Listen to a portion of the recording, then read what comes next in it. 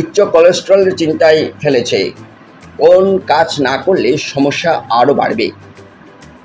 শুধু যে চর্বিযুক্ত খাবার খেলে মদ্যপান করলে কোলেস্টেরল বাড়ে তা কিন্তু নয়। আপনাদের দেহের বিপাক হারের উপরও নির্ভর করে কোলেস্টেরলের মাত্রা বাড়বে কিনা। যদি আপনার ডায়াবেটিস থাকে সেক্ষেত্রে কোলেস্টেরল বাড়তে পারে, আবার লিভারের সমস্যাও থেকেও কোলেস্টেরল বাড়ে। শুধু যে চর্বিযুক্ত খাবার খেলে মদ্যপান করলে কোলেস্টেরল বাড়ে কিন্তু তা নয়। আপনার দেহে এর বিপাক হারের উপরও নির্ভর করে কোলেস্টেরলের মাত্রা বাড়বে কিনা। যদি আপনার ডায়াবেটিস থাকে সেক্ষেত্রেও কোলেস্টেরল বাড়তে পারে, আবার লিভারের সমস্যা থেকেও কোলেস্টেরল বাড়ে।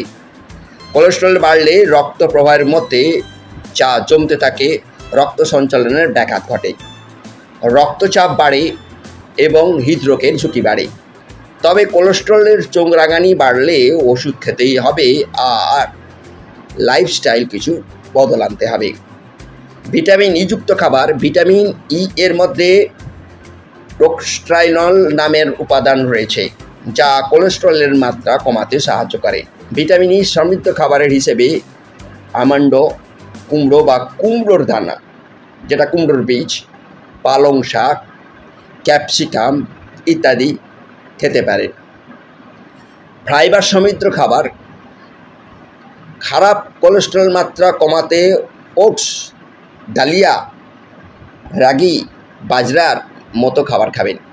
এতে উচ্চ পরিমাণ ফাইবার রয়েছে। ফাইবার সমৃদ্ধ খাবার খেলে পেটে দীর্ঘক্ষণ ভর্তি থাকে, পাশাপাশি কোলেস্টেরল এবং শর্করার মাত্রাও কমতে সাহায্যকারী। ভাজাভুজি থেকে দূরে থাকার সর্বদা চেষ্টা করুন। কোলেস্টেরলের মাত্রা বাড়লে ভাজাভুজি খাবার থেকে দূরে থাকুন। তেল মশলা খাবার যত কম খাবেন কোলেস্টেরল তত বসেই থাকবে। কোলেস্টেরলের ডায়েট থেকে রেড মিট সরান, তবে চিকেন, মাছ, ডিমের সাদা অংশ খেতে পারেন। ধূমপান ও মদ্যপান পুরোটাই ত্যাগ করার চেষ্টা করুন। ধূমপান শুধু ফুসফুসের ক্ষতি করে, দেহে খারাপ কোলেস্টেরলের মাত্রাও বাড়িয়ে দেয়। নিয়মিত মদ্যপান করলে ট্রাইগ্লিসারাইডের মাত্রা বেড়ে যায়। এই দুই অভ্যাস একাধিক রোগ ডেকে আনে, এমনকি হৃদরোগের পিছনে এই দুই অভ্যাসের জন্য দায়ী। নিয়মিত শরীরচর্চা করুন। শরীরচর্চা করলে কোলেস্টেরলের মাত্রাকে বসে রাখা সম্ভব। জিমে গিয়ে ভারী শরীরচর্চা করতে হবে এমনটা নয়।